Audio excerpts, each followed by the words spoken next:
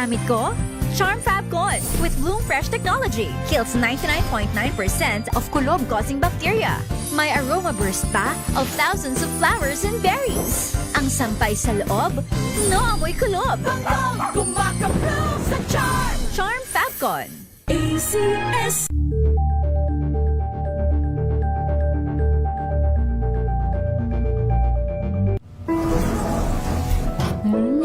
Amoy forever. Amoy LQ. Amoy New Cala Berry Blooms. Amoy Cala, amoy good vibes.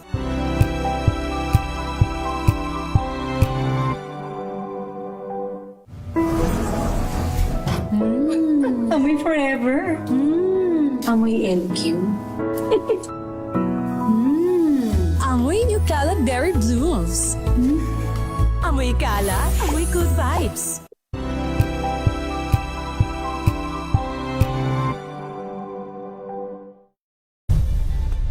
Nagsimula sa pangarap hanggang sa maabot ang tagumpay. Iba't ibang kwento, iba't ibang mukha ng atletang Pilipino. Mas pinatindi, mas pinalakas, at mas pinaaksyon sa Match Point tuwing Sabado, 12:30 ng tanghali sa DZRH TV.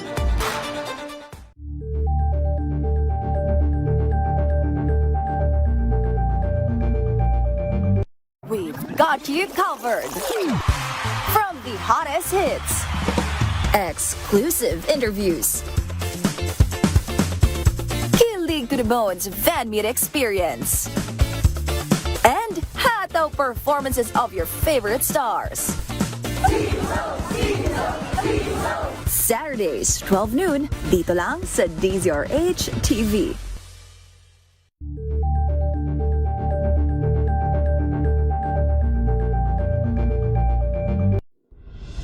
Tuloy-tuloy ang pagtulong, tuloy-tuloy ang pagseserbisyo, at tuloy-tuloy ang balitaan kasama si May Binauhan sa Operation Tulong mula Lunes hanggang Biyernes.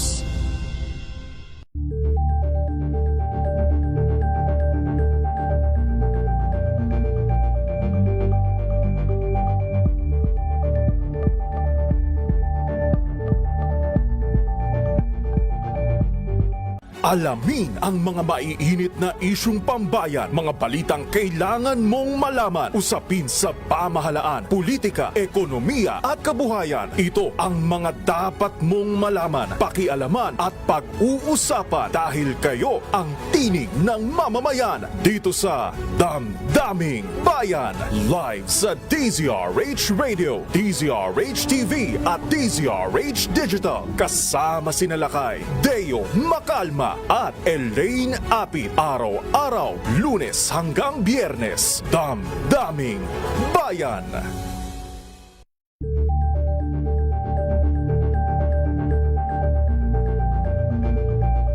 Tambalang Anthony Taberna at Jerry Baha ang gigising sa inyong umaga dahil lalatay ang humahagupit na diskusyon at komentaryo Lunes hanggang Biyernes sa 2x2.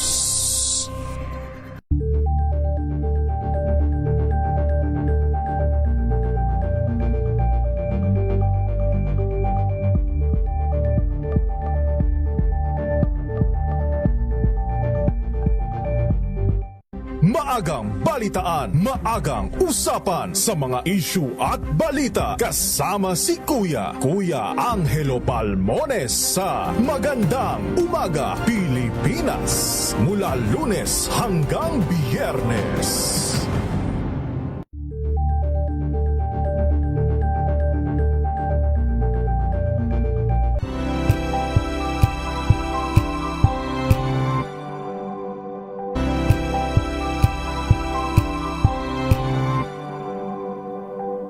Wow, ang saya. Isang barangay na labada, puro mancha pa. Goodbye, pahinga. Mommy, isang laba lang yan sa Pride Bar Blue. May powerful stain-away enzymes na malupit sa dumit mancha. at di masakit sa kamay. Isang labalang yan. Hello, pahinga. Hello, pride for blue. ACS. May nagbago. May arte. May budget. Akala nyo lang yon. So solid. White rose papaya, wow, white rose. White rose papaya, wow, white rose. White rose papaya. May glow up with white rose papaya. White Rose Papaya. May puti power times 2 kasi may papaya at niacinamide. May shea butter and tea tree oil pa. Kutis sulit ang glow up. Glow up with white rose papaya. White Rose Papaya. Kutis sulit ang glow up. ACS. Hello, Washi! Laundry day na naman! Yay! Anong meron? Mancha ng chocolate, putik, may libag pa! Kaya natin yan! With Pride Washing Machine Detergent, may triple stain-away formula. Tanggal ang makapit, madikit, at malupit na dumit mancha.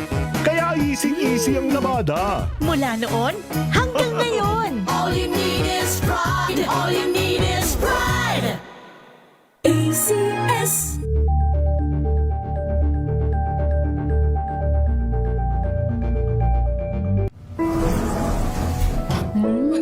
Amoy forever. Amoy LQ. Amoy New Calad Berry Blooms. Amoy kalat, amoy good vibes. Tinesting, sinuri, siniyasan. Ang resulta? Super effective ang Shield sa pagpatay ng bakterya at virus. Shield Antibacterial Soap. Believe ang mga eksperto sa Philippine Nurses Association. At si Mami, Tiwala ako sa Shield. Shield Antibacterial Soap. Napatunayang mabisa. Ang mga nurse, tiwala. ACS. Amoy forever. Amoy LQ. Amoy New Calad Berry Blooms. Amoy kalat, amoy good vibes.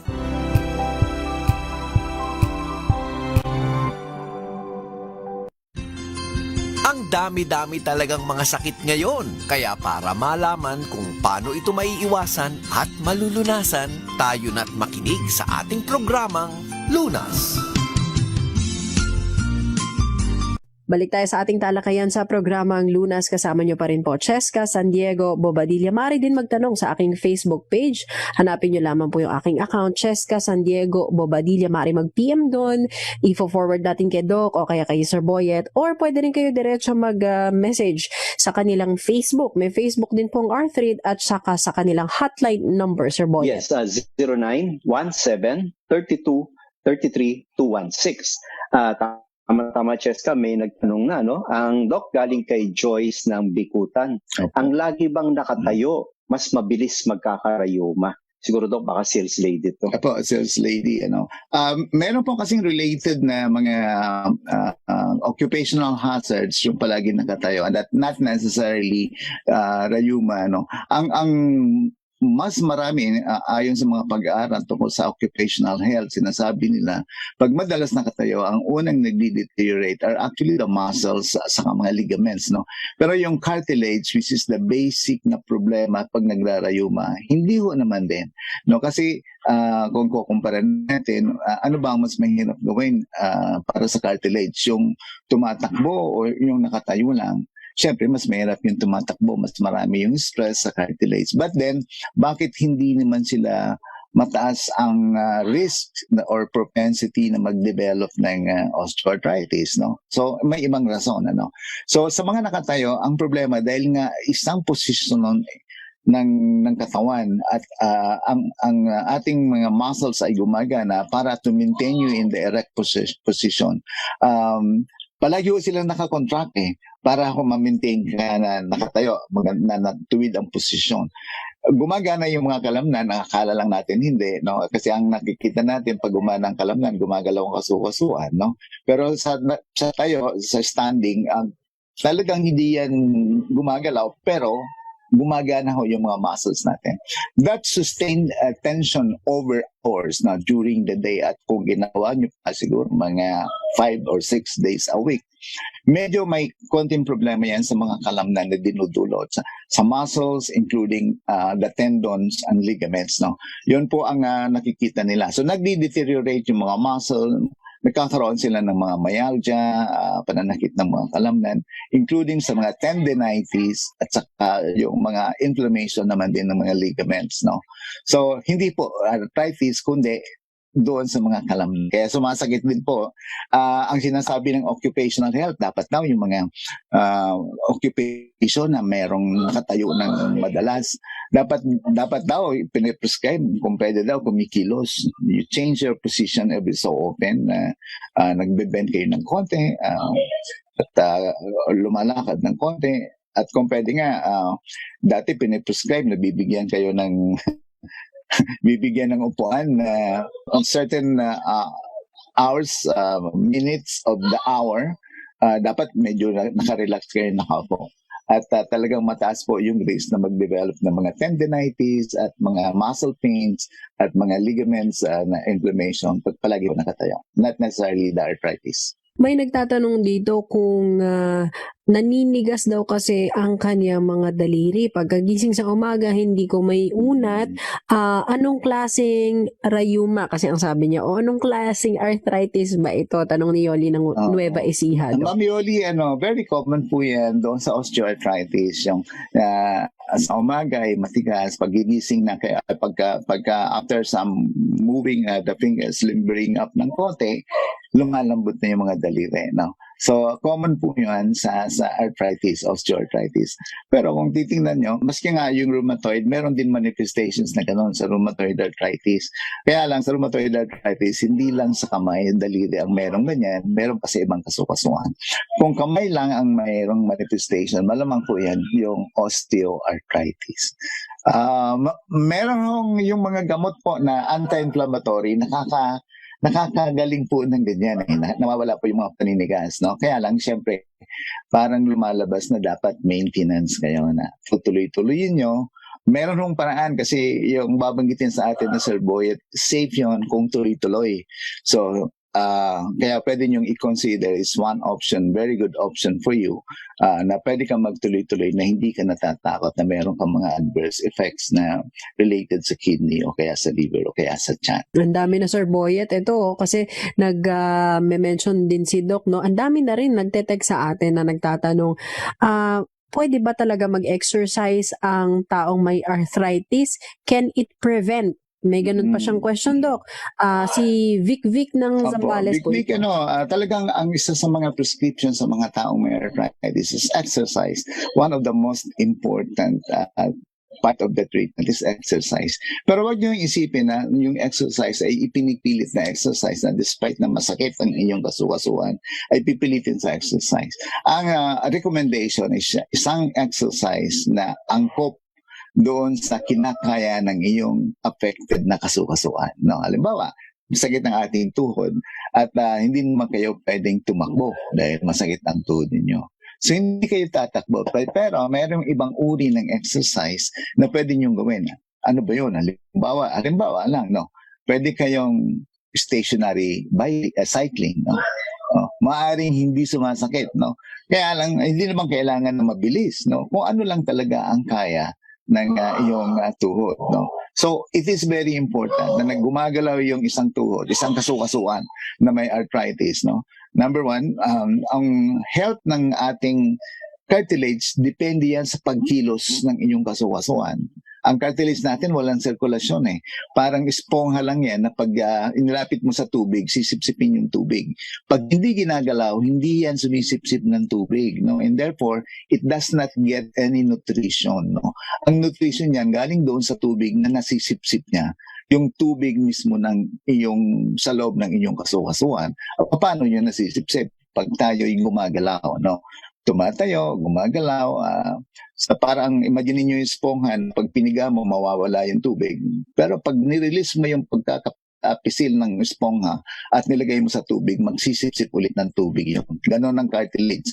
Pagka walang pressure, sisip-sip ng tubig. Pero pagka nilagyan mo ng pressure, mawawala yung tubig. Importante ho yung movement na yun, papasok, lalabas, para sa kalusugan ng cartilage. Okay lang ba, Doc, gumamit ng hot pack para sa knee joints? Tapos, mamasahihin ko after. Tama ba itong ganito? Tanong ni Joel ng Opo, Pampanga. eksakto po. Ganun po ang ginagawa sa physical therapy. Hot pack po, ginagamit yan as a modality. At mag-relax yung mga muscles, tight muscles around the joint, no? Ginagamit po talaga yan. So, pwede po yan. Yung masahe ho, pwede. Wag lang ho pipilitin doon, nababaluktutin unat doon sa mga areas na sobrang sumasakit, no? So, sabi nga natin, anything that you might want to do para lang ma-relieve yung sakit, wag lang doon sa supdula na nasasaktan na rin yung kasukasuan. Dok, galing kay Jan ng Paco, Manila. Madalas na pagkain niya ng itlog, nakakarayuma ba raw yun? Siguro sa ibang uri ng factor, ang itlog ko naman wala naman hong dinadala. Wala naman hong dinadala yan na chemical parts sa uric acid o purine, no? Na para magbigay sa inyo ng rayuma. Tingin ko coincidental. Sometimes sinasabi nila kung mayroon kang imbalance ng omega-3 at omega-6, no? Nagkakaroon ka ng inflammatory reactions doon sa mga kasukasuan na talagang nag-uumpisa na magrayuma, no? So for that, doon sa aspect na yon na maaari kang magkaroon, kasi ang alam natin, ang itlog is very rich. Egg yolk, taas ng omega-3. Pag nagkakaroon ka ng imbalance doon sa omega-3 and omega-6, no? Nagkakaroon ka ng manifestations ng pananakit ng kasukasuan, no? Kaya sabi nga nila, yung ba pareho ba yan? Pareho kasi yung antioxidants eh. Kaya ibig sabihin pareho maganda sa katawan dapat. Kaya lang, pag hindi balance eh, mas mataas halimbawa yung isa, no? Especially omega-6, no?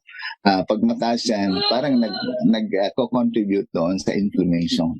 So, siguro, ganun po ang factor, no? Otherwise, hindi ho naman. Ngayon, yung itlog na nagiging balot, iba na po yun, no? Yung mga changes na chemical sa loob ay nauuwi po doon sa uric acid, sa purines, no? So, kaya yung may mga gout, talagang bawal po sa kanila yung balot eh. Kasi pagka kumain ng balot, minsan bigla silang nagkakaroon ng acute episode ng gouty arthritis. May isang question dito, sabi niya, ipapa-x-ray ko ba para makita na may arthritis ako? Makikita ba ito sa x-ray at anong test niyong dapat? Tanong ni Leon ng Agusan, Del Norte. Opo, Sir Leon, ano po yan? Normally po, pag kayo pumunta sa doktor, tatanungin kayo ng mga doktor kung ano ba, kailan ba nag-umpisa, paano ba yun, mayroon ba ibang mga kasukasuan na apektado, yan ba related sa mga pagkain. Nalalaman po ng doktor kung ano ang mga test na gagawin. No?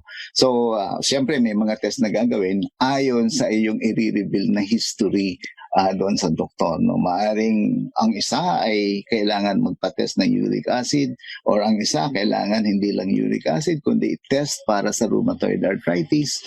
Or yung isa naman ay maaring walang kailangan iba kundi x-ray lamang ng kasukasuan. No? Kadalasan po parang routine sa amin na kung saan sumasakit ang kasukasuan, tinitingnan namin sa pamamagitan muna ng x-ray. Kasi kung arthritis, merong mga classical signs na aming mga palatandaan na nakikita at nalalaman namin na, oh, you are dealing with starting osteoarthritis o malala ng osteoarthritis. No? Kung minsan, di-discover namin, hindi pala arthritis na simple, kundi infectious arthritis. Meron pong arthritis din, pero infection ang pinagsisimula. No? Nakikita ngayon, meron pong TB ng kasukasuan, TB of the joints. No?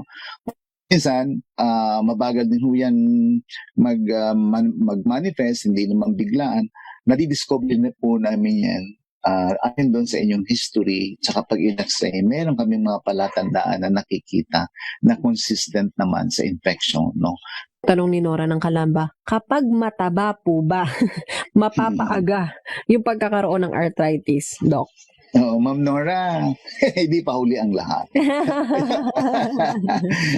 Ano po, mataas po yung correlation ng medyo mataas ang body weight o body mass index kung tawagin, no?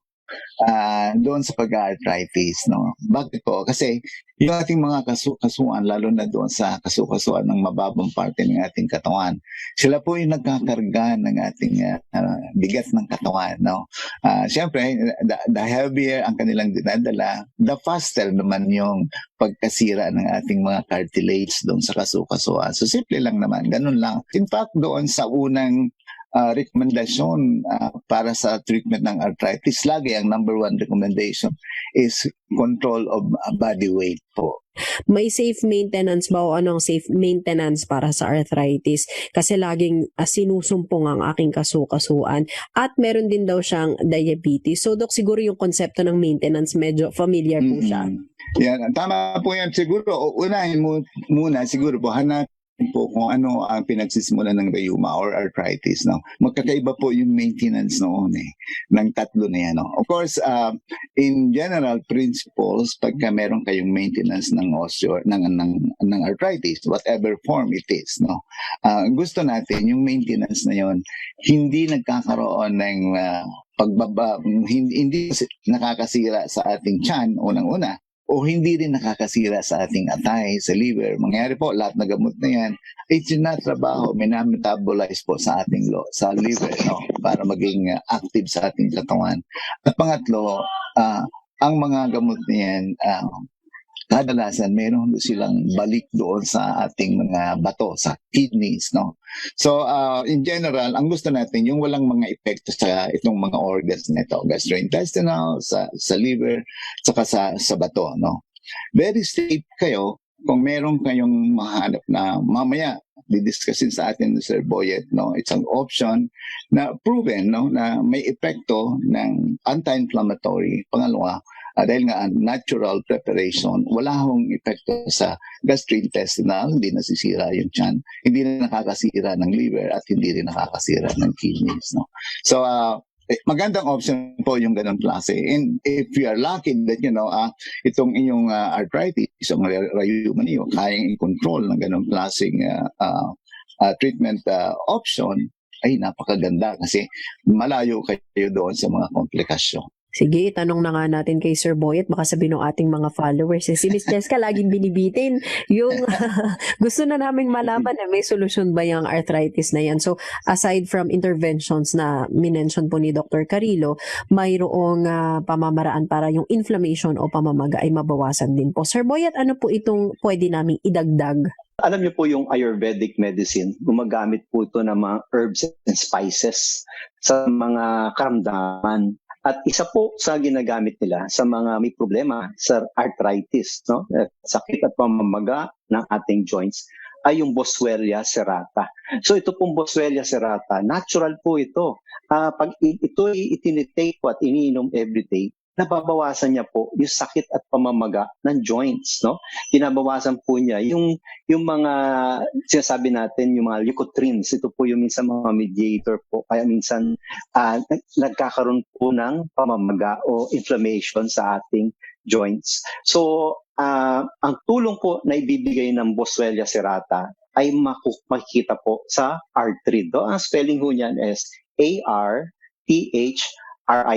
Ang arthrid po ay available po yan sa ating bansa, sa ating po mga drugstores, at ito po ay pwedeng alternatibo. So, hindi naman po sasabihin natin na pamalit kasi maaring po bigyan kayo ng gamot na inyong doktor. Pwede nyo pong idagdag sa gamot at pag sinabi ng doktor na i-take nyo lamang ang gamot nyo ng ilang araw, pwede nyo po ituloy-tuloy with arthrid. At mamapansin nyo po, mas mabilis mawawala yung sakit at pamamaga ng joints. At ang magandang balita po sa arthrid, ito po'y pwedeng inumin everyday, pang matagalan. Wala pong itong hapdi sa ating sikmura or makakasama sa ating body organs kasi ito po'y all natural. So, ang arthrid po ay maganda sa mga may problema, joints, na pabalik-balik yung sakit sa safe po at natural na paraan. Ito po yung available nga pala sa Mercury Drug, Watsons, at available po online through Shopee at Lazada. Marami naman bumibili Shopee at Lazada. At I think binanggit ni Cheska kanina. Sa mga gustong mga Facebook, i-type nyo lamang po ang arthrid, ARTHRID, ay makikita nyo na po yung Facebook page at marami po mga impormasyon na makatutulong po sa inyo sa inyong karamdaman. So, ika nga, huwag na hutisin ang sakit at pamamaga ng joints. Pwede ho siya sa safe at natural na paraan pag-take po ng Artreed araw-araw po.